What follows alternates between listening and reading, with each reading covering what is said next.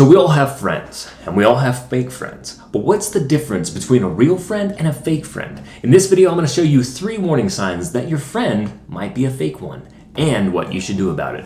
So let's find out what the fuss is all about.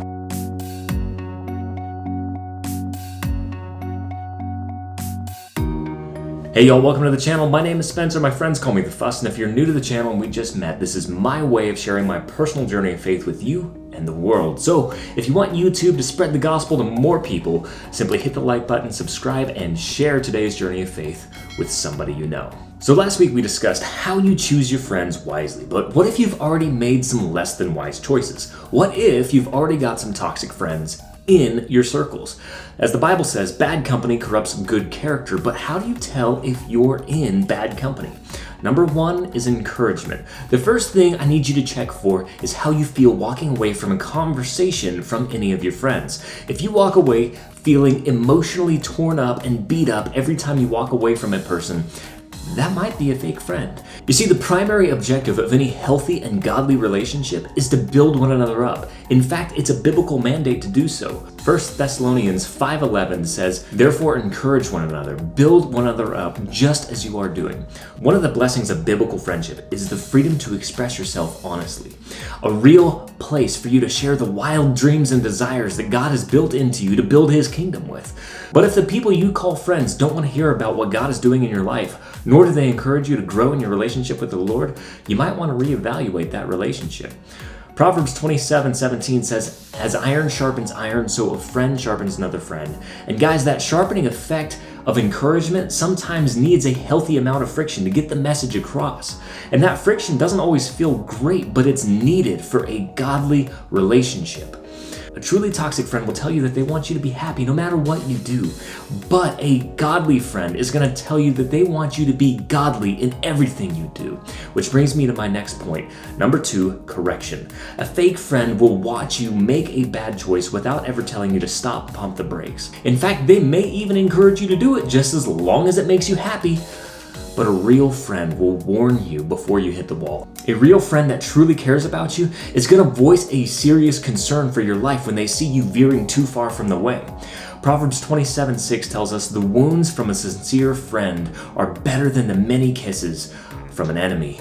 A person who never calls you out and corrects you in brotherly love is a person who cares more about themselves than they do for you. And if that person professes Christ, then you are in bad company. Because as Christians, we are taught to care for and serve others before we serve ourselves. And serving others means that there are times when we've got to have that hard conversation, strictly for the benefit and the spiritual growth of the other person and not ourselves, not to our own benefit. And that's what real love and real friendship looks like. A real friend is going to be willing to have that hard conversation with you. And when they do have that hard conversation with you, offer them some grace, because it's hard to sit down and have that conversation. So number 3, real friends bring you to God in your moments of weakness. We're all human, and we all struggle. And when we struggle, we reach out to our friends because in many ways, they're like our lifelines. We need our friends to bring us back to safety when we're too far out of bounds. In our moments of weakness, we need friends that don't try to fix all of our problems for us, but a friend that's real enough to admit that they don't have it figured out. So they bring us to Jesus instead. Just like in Luke chapter 5, verse 18 and 19 says, "Some men came carrying a paralyzed man on a sleeping mat, and they tried to take him inside to Jesus, but they couldn't reach him because of the crowd. So they went on the rooftop and took off some tiles and lowered the man into the crowd right in front of Jesus." A real friend is going to do everything they can to point you back to Jesus, to take you to the feet of Jesus in your troubles. But a fake friend is only going to offer you worldly advice for a spiritual problem. The bottom line is this. A real friend is a place for you to be real, a place for you to be yourself. A friend that you don't have to feel like you have to be anything different around in order to feel loved.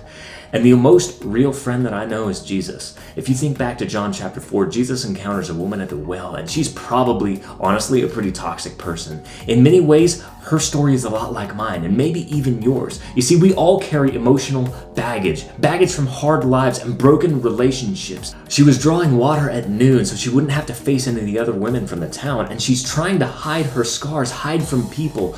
She won't let people in so they can see who she really is. But Jesus went out of his way to talk to her when nobody else would. He knew her scars, he knew her story, and he showed her compassion instead. When she had nothing left to hide, he was real with her, and she probably, for the first time in a long while, was real with somebody else and real with him, and this truth set her free. Just like me, I knew this truth as a child, but it wasn't until my 20s that I got real with Jesus. It's one thing to know the story, but it's another to be vulnerable and be real with God. And when you do, just like this woman leaving the well overwhelmed with joy, it's an amazing feeling. And I hope and pray that you'll experience this, because Jesus gives us a real place to be real. But how are you doing in these categories? Are you real with your friends? Do you offer biblical correction when someone you consider a friend has gone too far off the path? Do you point people back to Christ in their moment of weakness, or do you try to fix everything on your own power?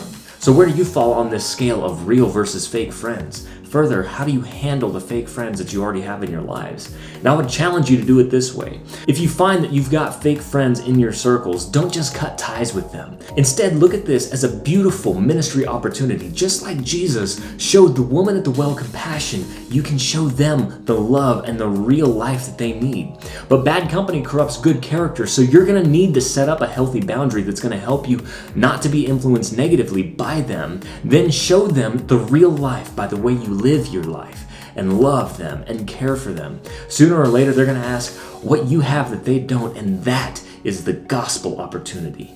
Thanks again for spending a moment of your time with me on my personal journey of faith today. And if you've got a faith question, life question, Bible question that you want an answer to, go ahead and drop it in the comments below, and I'm going to do my best to answer that for you in upcoming videos. Also, one more like is another person reached with the gospel. So make sure you hit the like button and subscribe so we can take this journey of faith together. Have a great week, and I'll catch you right here next week. Fuss out.